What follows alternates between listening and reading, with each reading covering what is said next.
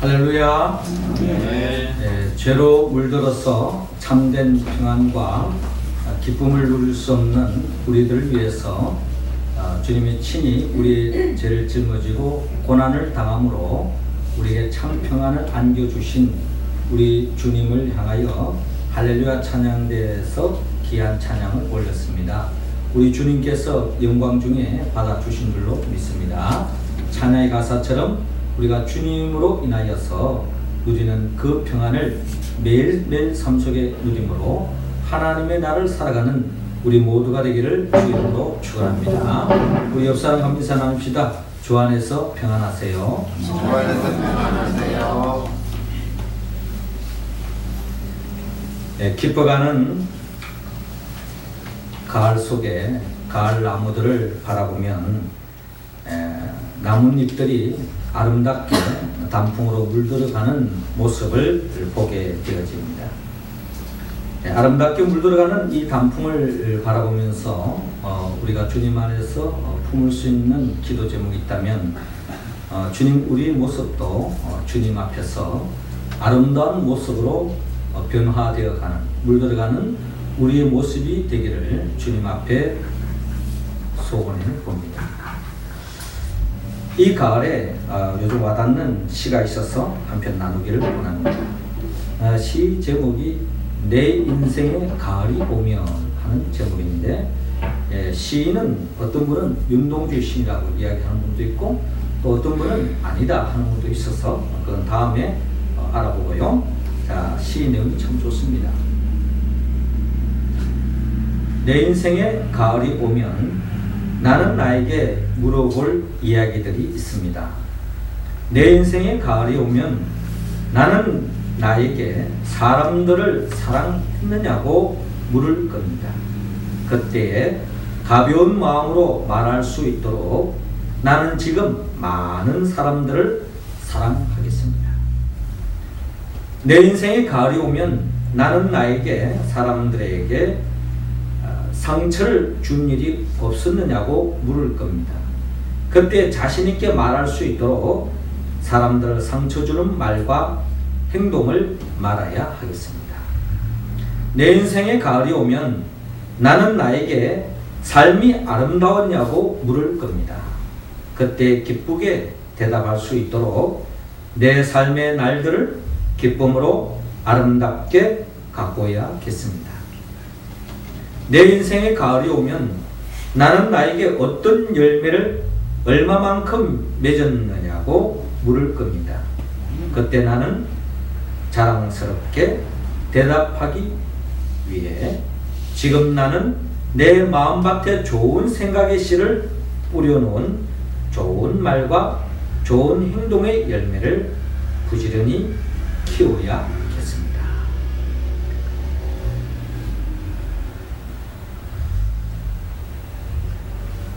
그렇습니다.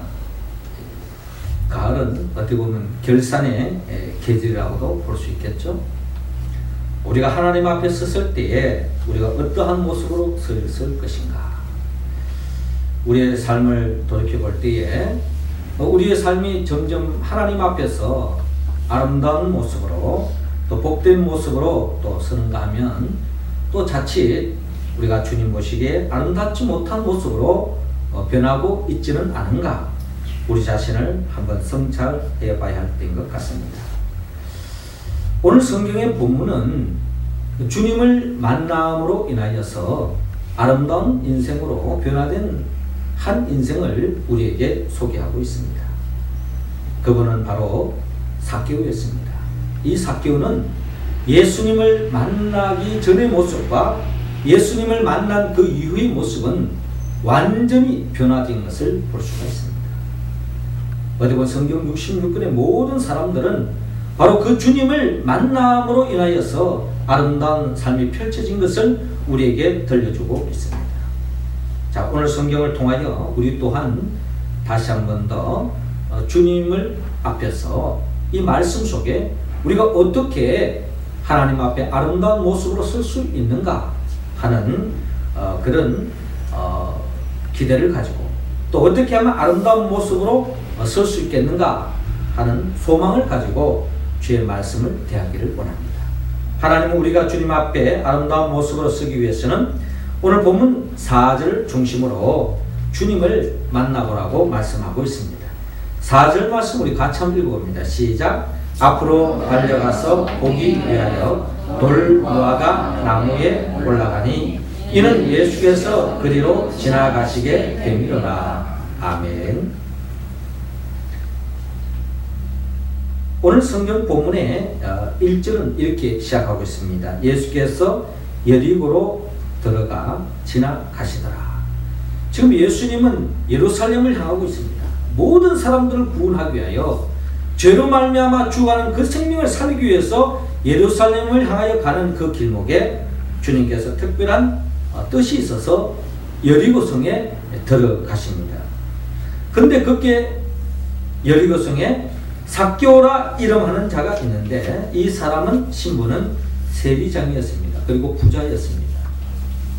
자, 우리가 이 삭개오 하면 세리장이요 부자다, 사회적인 신분이 있고 또 물질적으로 넉넉하다 이렇게 생각할 수 있는데, 세리장이 부자가 되는 방법은 그 당시에 이스라엘은 로마 식민지에 놓여져 있었습니다. 그러니까 이 삭개오는 어떻게 보면은 우리식으로 말하면 일본 앞제비예요. 일본 식민지 시대 속에 일본 앞제비를 잘해서 부자가 된 겁니다. 그러니까 이 앞제비가 부자가 되려면은 좀 인정사정 없이 세금을 많이 거둬야 되는 거예요. 그래서 국가가 원하는 대로, 로마 정부가 원하는 대로 바치고 나머지가 자기가 착복을 하기 때문에 부자가 되는 것입니다.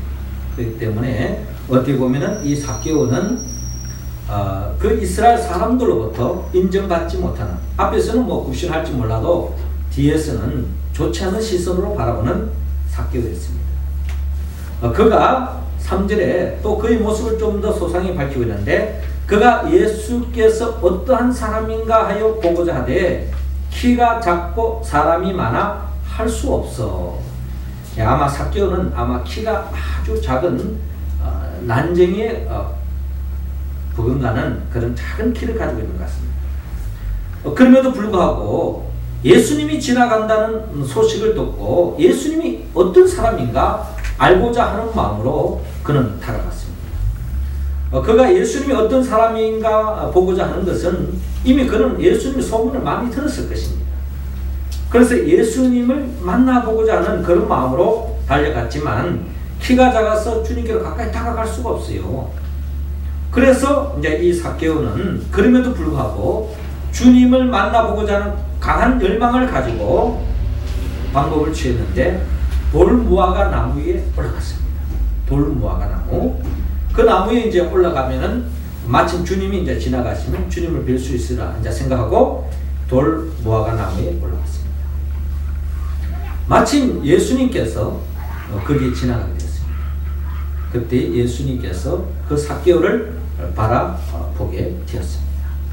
이로 인하여 삭개오는 주님과 만남이 시작되는 것을 바라볼 수 있습니다. 그렇습니다. 성경은 바로 이 예수님을 만날 때에 우리의 삶이 완전히 변화되어지는 것을 성경은 우리에게 들려주고 있습니다. 성경에 많은 사람들이 예수님을 만남으로 말미암아 그 이전의 삶과 그 이후의 삶이 완전히 달라지는 겁니다. 우리가 성경을 바라보는 것처럼 요한복음 2장에 보면은요, 이 가나의 혼인 잔치집이 있는데 포도주가 떨어져서 잔치집은 흥이 깨졌습니다. 그때 이 예수님이 이곳에 찾아오시죠. 그래서 이 항아리 물을 채워라, 물을 떠서 연회장에 갖다 주어라. 주의 말씀에 순종해 나갈 때에 결국 이 물이 포도주로 변화되어짐으로 인하여서 이 잔치집의 흥이 되살아나는 것을 볼 수가 있습니다. 자, 그래서 우리가 좀 크게 본다면 이 혼인잔치집의 주인이 예수님을 만남으로 말미암아 문제가 해결되어지고 절망할 수밖에 없는 그곳에 기쁨이 살아 역사하는 것을 우리는 볼 수가 있습니다. 자, 요한복음 3장에도요, 니고데모가 주님을 만남으로 어떻게 하면 천국에 들어갈 수 있는지, 하나님의 나라를 볼 수도 있고 하나님의 나라를 누릴 수 있는 그 방법을 주님을 만남을 통해서 그는 깨닫게 되어집니다. 또 요한복음 4장에 보면은 수가성 사마리아 여인이 있는데 이 여인은 사람에게 기대를 걸었던 사람입니다. 사람을 통해서 참된 행복을 추구했던 사람입니다. 그런데 이 여인은 사람을 만나고 살아보았지만 혹시나 했지만 또 역시나예요. 그래서 이 여인은 지금 5번째 사람과 살아봤고요. 지금 6번째 남편과 살아가고 있습니다. 근데 이 여인은 사람을 통해서 기대를 걸었지만 사람을 통해서 참된 만족을 누리지 못한 여인이었습니다. 그런데 요한복음 4장에 보면 이 여인이 예수님을 만남을 통해서 이 여인이 완전히 변화되어져서 사람을 통해서 경험할 수 없는 참된 행복을 이 여인이 경험하고서 그 주님을 만남을 통한 이 행복을 감격이 너무나 넘치는 나머지 그 주님이 보고 주님을 증거하고 전도하러 다니는 이 여인의 모습을 우리는 또한 만날 수 있어요. 또 요한복음 우리 5장을 보면요, 38년 동안이나 고질적인 병으로 인하여서 자리에 일어나지 못하고 걷지 못했던 사람이 있었는데 이 사람이 베데스다 연못이 동하기만 하면 먼저 들어가면 낫는다고 이야기해서 거기에 머무르거리지만 자기가 낫고자 들어가려고 하면 다른 사람이 먼저 들어가 버려요. 그래서 38년 동안이나 그냥 절망 속에 있는데 이 사람이 주님을 만남으로 인하여서 그 자리에서 일어나는 역사가 일어납니다. 아픔의 자리를 툴툴 흘고 건강한 삶으로 나아가는 것을 볼 수가 있어요. 또한 요한복음 6장에 보면은 많은 사람들이 죄를 통하여 말씀을 통하여 영의 양식을 누렸지만 현실적으로 해가지고 배고픈 겁니다. 그때 마침 한 손이 보리떡 5개 물고기 2마리를 주님께 드렸을 때에 주님께서 그 보리떡 5개 물고기 2마리로 5,000명을 먹이시고 남은 것이 12강주가 됐다고 성경은 우리에게 전가합니다. 주님을 만나면 우리 집의 물질적인 문제도 해결될 수 있다는 겁니다. 또한 요한복음 7장에 보면 주님께서 명절 끝날에 누구든지 목마르거든 내게로 와서 마시라. 나를 마시는 자는 그 배에서 생수의 강이 흘러넘치라라고 말합니다. 사실 우리는 이 세상을 취하면 취할수록 가지면 가질수록 또 우리가 얻으면 얻을수록 만족해지는 것이 아니라 더 목마르는 마치 바닷물을 마시는 같은 인생을 살아가고 있잖아요. 그 주님을 만났더니 주님을 만나면은 우리의 배에서 생수의 강이 더 이상 갈증하지 않는 해간의 삶으로 우리에게 인도된다고 약속하고 있습니다. 또 요한복음 8장에 보면은 현장에서 가늠하다가 붙잡힌 여인이 있는데 율법의 이름으로 이 여인을 돌로 모든 사람이 죽이려고 하고 있습니다. 이때 예수님께서 이 중에 죄 없는 자 먼저 돌을 던지라 라고 말씀하시는 거예요. 그때 모든 사람들이 양심의 가책을 누리고 그 불끈 지었던 율법의 이름으로 정죄하고 죽이려 했던 그 돌을 내려놓고 다 제갈 길로 갑니다. 주님께서 나도 너를 정죄하지 아니하노니 다시는 죄를 범하지 말라라고 말하면서 돌에 맞아 죽을 수밖에 없는 이 여인의 새로운 삶의 지평을 열어주시는 우리 주님, 주님을 만남을 통해서 이 여인이 그 복을 누리게 되어집니다. 요한복음 또 9장을 보면은 날 때부터 소경된 자가 있는데 이 사람은 날 때부터 흑암 속에 살아갑니다. 이 세상을 볼 수가 없는 거예요. 이 사람이 소망은 뭐겠습니까? 헬렌 켈러 여사의 소망처럼 내가 3일만 볼 수 있다면, 아니 한순간이라도 볼 수만 있다면 하는 그런 심정으로 살았을 겁니다. 그런데 이 사람이 주님을 만남을 통해서 그의 눈이 밝게 뜨게 되었다는 것입니다. 또 요한복음 10장에 보면은 어떠한 인생도 주님을 만나면 더 이상 도둑질 당하지 않고 멸망하지 않고 주님으로 인하여 잃어버렸던 생명을 되찾고 풍성한 삶을 살 수 있다고 성경은 말씀합니다. 뿐만 아니라 그 주님이 우리에게 주는 그 축복은요, 우리의 인간의 힘으로 할 수 없는 영역까지도 주님이 해결해 주십니다. 우리의 삶은 아무리 나름대로 능력이 있고 할지라도 우리는 죽음의 문제만큼은 해결할 수가 없습니다. 사랑하는 사람의 죽음 앞에 우리는 오열할 수밖에 없습니다. 왜? 내 힘으로는 어찌 할 수가 없으니까. 이게 우리 인간의 실존이고 한계인 것입니다.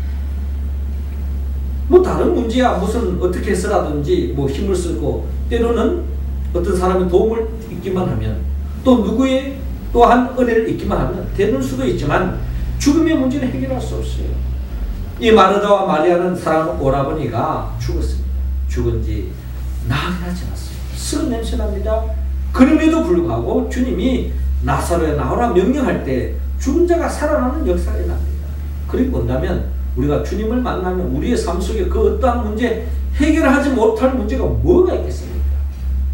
우리의 삶이 얼마나 공고하고 어떠한 어려움에 처했고 어떠한 위기에 처했다 할지라도 우리 주님을 만나기만 하면 우리가 주님 안에서 해결될 수 있다는 것입니다.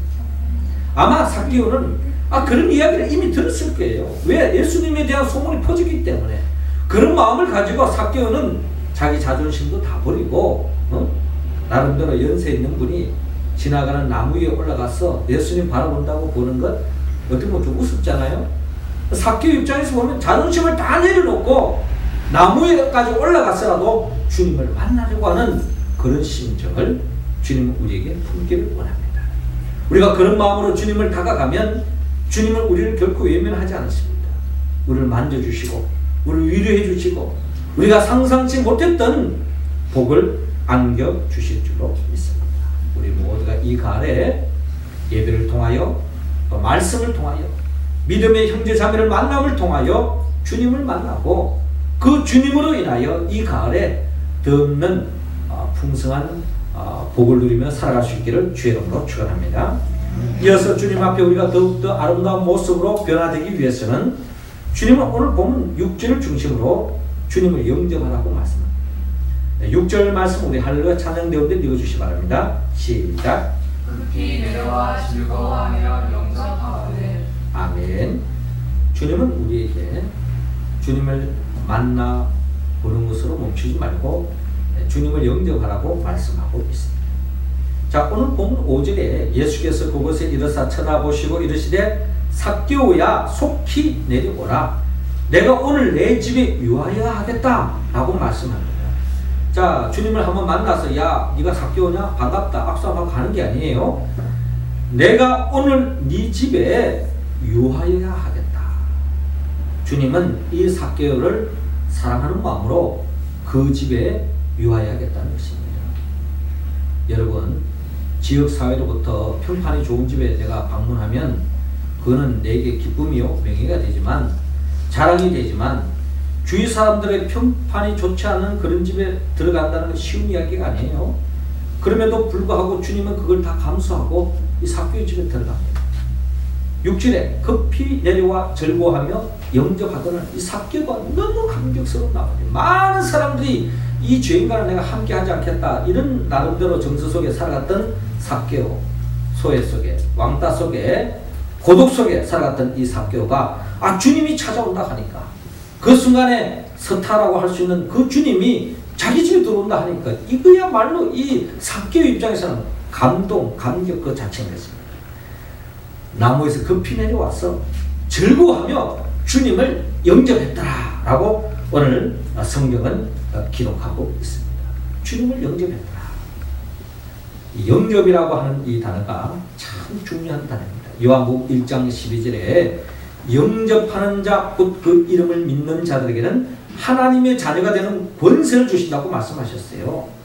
그러니까 예수가 그리스도이다. 즉 예수님이 내 인생의 구원자임을 믿고 그 주님을 영접하기만 하면 내 인생이 바뀌는데 내 신분이 지난날은 내가 어둠의 자식이고 결국 마귀의 자식이고 어둠의 자식이고 절망에 이를 수밖에 없지만은 내가 예수님을 영접하는 그 순간에 하나님의 자녀가 되어지고 구원받는 백성으로 복받은 인생으로 변화될 수 있다는 것입니다. 영접한다는 것은 다른 말로 말하면은 주님을 내 인생의 목자로 모시는 겁니다. 이제까지는 내 인생에 내가 마음대로 내 가치관에 따라 내 철학을 가지고 내가 좌지우지하며 내 인생을 설계하고 내가 계획하고 꿈꾸며 살아왔던 그런 삶을 정리하고 내 인생의 진정한 나의 생명의 주인이 되시고 말씀으로 천지만물을 창조하시고 이 세상의 모든 문제를 해결하시는 그 주님을 내 인생의 목자로 모시는 겁니다. 그 주님을 목자로 모시고 주의 인도하심을 따라가겠습니다.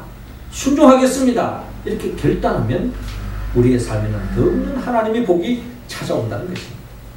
그렇게 시편 기자는 시편 23편 1절을 통하여 여호와는 나의 목자시니 내게 부족함이 없으리라. 예, 다윗은 그의 인생에 하나님을 목자로 모셨습니다. 다윗이 어떤 사람입니까? 왕입니다. 왕임에도 불구하고 그는 하나님을 인정하고 하나님을 왕으로 모시고 하나님을 목자로 모시고 주의 인도함을 따라갔을 때 그의 삶에는 푸른 초장, 쉴만한 물가로 인도함을 받고요. 그런다고 해서 주님 모시는 삶 속에 어려움이 없느냐? 공고함이 있고 때로는 위기가 찾아올 때도 있고 믿는 사람도 병이 걸릴 수도 있고 믿는 사람도 어려움에 처할 수도 있습니다. 그러나 시인은 다윗은 고백하기를 내가 사망의 엄청난 골짜기로 다닐지라도 해를 두려워하지 않은 것은 주께서 나와 함께 하심이라 하는 그 믿음으로 그 어떠한 어려운 난관도 극복하고 이겨나갈 수 있다는 것입니다. 어떻게 할 때? 주님을 영접할 때. 영접한다는 것은 주님을 내 인생의 목자로 삼고 내 인생의 주인으로 삼고 주의 말씀에 순종하며 나아가는 것입니다. 순종하며 나아가는 삶 속에 하나님의 나라가 열린다는 겁니다. 요한복음 2장에도 주의 말씀에 순종했더니 물이 포도주로 변화되었죠. 또 요한복음 4장에도 보면은 주의 말씀에 순종했더니 그 자리에서 일어나는 역사가 일어났습니다. 보르떡 5개 물고기 두면 5,000명은 많은 사람에게 나누어 줘라. 말도 안 되는 이야기예요. 그러나 순종했더니 보르떡 5개 물고기 두면 5,000명이 먹고도 배부른 역사가 일어났습니다. 날 때부터 속용된 자도 주의 말씀대로 신라와 모세 가서 씻으라 라고 말했을 때에 그대로 순종했더니 눈을 떴어요. 목자 대신 주의 인도하심을 받을 때는 부족함이 없다는 겁니다. 심지어 죽은 지 나흘이나 지나서 썩은 냄새가 나는 생물학적으로 완전히 죽은 것입니다. 우리가 보통 보면 기절해서 죽을 수도 있잖아요. 그래서 또 며칠 지나면 사는 경우도 있습니다. 썩은 냄새가 났다는 것은 숨이 끊겼고 생물학적으로 완전히 이제 부패되어져 가는 그런 상황 속에서도 주님이 죽은 자를 살리는데 주의 말씀에 순종하고 돌문을 열었을 때에 나사로가 살아나는 역사가 일어났다는 겁니다. 이처럼 우리의 삶 속에 어떠한 환경에 처해있다 할지라도 말씀으로 천지 만물을 창조하신 그 주님을 내 인생의 주인으로 모시고 그 주의 말씀대로 살아갈 때에 우리의 삶에 하나님의 나라가 펼쳐질 줄로 믿습니다. 그 말씀에 순종하며 살아가는 인생은 주님 안에서 창세기 1장에서 우리가 보여주는 것처럼 하나님의 말씀이 계속 살아 역사할 때에 이 혼돈과 공허 흑암이 가득 찬 세상에 아름다운 세상으로 변화되는 것처럼 그 주의 말씀대로 순종하고 나아갈 때에 우리의 삶은 주님 보시기에 아름다운 삶으로 변화될 줄로 믿습니다. 그러기 위해서 우리가 매 순간 주님을 영접하고 주의 인도하심을 따라 주의 말씀에 순종하며 나아가는 우리 모두가 되기를 주의 이름으로 축원합니다. 마지막 세 번째로 주님은 오늘 보면 10절을 중심으로 회개하라고 말씀합니다. 10절 말씀 여러분들 한 번 더 읽어주시기 바랍니다. 시작. 이어 옷이 없어서 내 소리의 절반을 상하는 자들을 주겠사오며 만일 누구의 것을 속여 빼앗긴 일이 있으면 내 가지가 함께 받겠나이다. 아멘. 자, 오늘 보면 7절에 사람들이 수군거립니다. 어떻게 저가 죄인의 집에 유하로 들어가느냐 손가락질하고 있어요. 그러나 주님은 그 모든 것을 감내하고 이 죽어가는 생명을 살리기 위해서 사랑하는 마음으로 삭개의 집에 들어갑니다. 근데 그때 놀라운 변화가 일어납니다. 삭개가 회개를 했어요. 회개한다는 것은 주님이 기뻐하는 삶으로 나아가는 겁니다. 주님의 기쁨을 위하여. 그리고 주님이 원하는 게 뭔가? 성경에 주님이 가장 원하는 것은 하나님을 사랑하고 내 이웃을 내 몸같이 사랑하는 것이었습니다. 삭개는 지난날 나만 잘 살면 되는 거였어요. 수단과 방법을 가지 않고 로마 정부에 잘 아부하고 로마 정부가 원하는 대로 국민들이 백성들이 뭐 어떻게 되든지 세금을 다 긁어가지고 그냥 내면은 자기 신분이 보장되어지고 부자 되는 거예요. 땡 잡는 겁니다. 자기 자신이 돈만 있으면은 참된 행복을 누릴 줄 알고 몸부림치며 살아왔습니다. 남은 뭐 피눈물 나든 말든 필요 없습니다. 그러나 주님을 만남으로 이 삭개오는 주님 마음을 읽고 회개하면서 변화되어지는데 이웃을 배려하고 이웃을 생각하고 이웃을 챙기는 삶으로 나아갔더라는 겁니다. 주여 보시옵소서, 내 수요의 절반을 가난한 자들에게 주겠나이다. 만일 누구의 것을 속여 빼앗은 일이 있으면 내 갑절이나 갚겠나이다 라고 고백하고 있습니다. 주님께서 말씀합니다. 오늘 구원이 이 집에 이르렀으니 이 사람도 아브라함의 자손이미로다. 주님이 이 삭개오를 구원의 백성으로 하나님의 자녀로 챙겨준 것입니다. 그러면서 주님 말씀하시기를 인자가 온 것은 잃어버린 자를 찾아 구원하려 함이니라 라고 말씀하고 있습니다. 그렇습니다. 주님이 이 땅에 오신 목적은 잃어버린 생명, 하나님을 알지 못하고 믿지 못하고 죽어가는 그 생명들을 살리기 위해서, 그 죽어가는 생명을 살리기 위해서 이 땅에 친히 오셨고 십자가에 못 박혀 죽기까지 사랑하셨던 분, 그분이 바로 우리 주님이라는 거예요. 주님의 사랑이 놀랍지 않습니까 여러분? 자기가 희생당하고 피 흘려 죽기까지, 죄인 취급당하기까지, 사람들로 손가락질 당하고 침뱉음을 당하고 조롱을 당하고 채찍을 당하고 모든 모욕과 수치를 다 당하면서까지도 죽어가는 생명을 살리기 위해서 이 땅에 오신 분이 바로 우리 주님이라는 겁니다. 주님은 우리에게 이 마음을 품기를 원합니다. 삭개오처럼 그가 변화되어서 이웃을 생각하는 것처럼 우리의 삶에 있어서 가장 아름다운 삶으로 변화되는 삶의 모습은 이웃을 배려하는 삶입니다. 이웃을 가장 사랑하는 방법은 뭘까? 돈이 없을 때 돈을 챙겨줄 수도 있습니다. 또 그 사람이 어떤 위기에 처했을 때 내가 도움이 될 수도 있어요. 어떤 방법이든 할 수 있습니다. 그러나 성경이 말하는 이웃을 향한 최고의 사랑은 아직도 예수 그리스도를 알지 못하고 믿지 않는 그 생명들에게 주의 복음을 전하고 주께로 인도하는 것, 이것만큼 복된 일이 없습니다. 하나님이 가장 기뻐하시는 것이고 이 삶을 살아갈 때 하나님이 가장 기뻐하신다는 것입니다. 이게 바로 예수님의 삶의 모습이고 우리가 품어야 할 삶의 내용이라는 것입니다. 그러기 위해서는 우리가 낮아져야 합니다. 저는 오늘 이 시간 우리 김재선 우리 형제의 어머님을 제가 이렇게 보면서 너무 참 제가 감사해요. 좀 개인적인 일이라 죄송합니다만은 우리 재선 그 형제 어머님께서 자기 사랑하는 딸이 있는데 친구가 있는데 그 친구를 참 예수 믿었으면 좋겠다 하는 마음으로 전도를 해가지고 오늘 우리 교회 올라왔는데 안동에서까지 올라왔어요. 또 친구분은 또 집이 이 근처가 아니에요. 아주 먼 곳에 있는데 마침 친구가 이제 그 따님이 모셔와야 되는데 따님 마침 오늘 결혼식 부산에 있어가지고 내려가는 바람에 이제 어머니가 안동에서 올라와서 처음 교회 오니까 여기까지 오셨습니다. 주님의 이름으로 참 감사하고 참 하나님 참 기뻐하시라 생각되고요. 우리 자매님은 주 안에서 감사하시기를 바랍니다. 그렇습니다. 이게 보통 사랑입니까 여러분? 우리가 이런 마음으로 우리 주위에 아직도 예수를 알지 못하고 믿지 않는 생명, 우리가 전도한다고 다 믿는 건 아니에요 또. 그러나 그것은 하나님께 맡기고 우리가 할 수 있는 일은 다 해야 됩니다. 오늘 우리 생명사랑 초청주를 앞두고 우리가 또 이런 마음으로 또 전도할 수 있기를 바랍니다. 반드시 하나님은 예비한 사람이 있습니다.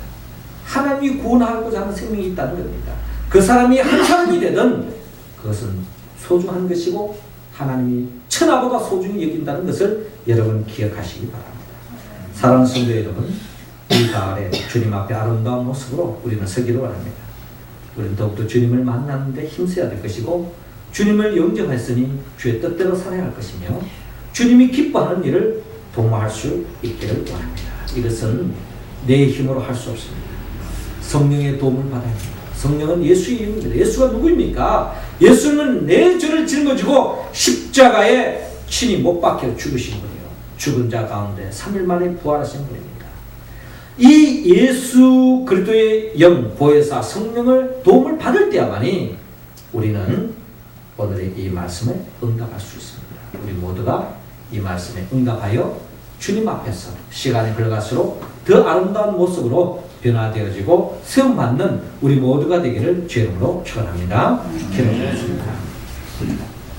생명의 영 보혜사 성령님이시여 이 시간 우리 모두에게 성령의 기름을 부어주시고 우리 모두가 주의 영에 이끌림을 받아 주님을 만나고 주님을 영접하고 주님이 기뻐하는 삶을 공모하여서 더없이 주님 앞에 아름다운 모습으로 복된 모습으로 변화되는 우리 모두가 되게 하여 주옵소서. 예수님의 이름으로 기도드리옵나이다. 아멘.